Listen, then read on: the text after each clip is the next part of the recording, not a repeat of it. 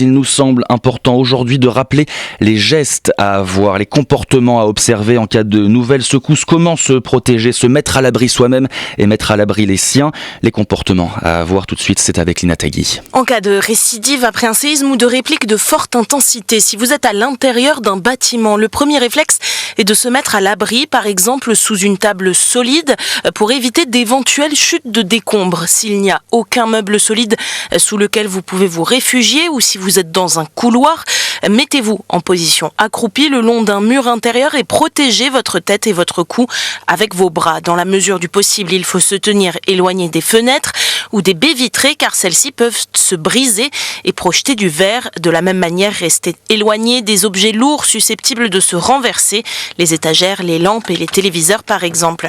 Si vous êtes à l'extérieur, restez-y, ne vous réfugiez pas à l'intérieur d'un bâtiment. Au contraire, dans la mesure du possible, il faut éviter la proximité des immeubles, des ponts, des infrastructures électriques et des grands arbres. En somme, tout ce qui est susceptible de tomber ou de s'effondrer. Enfin, dernier cas de figure, si vous êtes au volant, essayez de vous arrêter à un endroit sûr où vous ne bloquerez pas la route. Laissez la voie libre pour les véhicules de secours et d'urgence. Évitez les ponts, les passages sous ou sur les viaducs et les rues bordées d'immeubles. Arrêtez la voiture et restez à l'intérieur de celle-ci. Ne sortez pas de votre véhicule si des fils électriques sont tombés dessus et attendez les secours si vous êtes dans cette situation.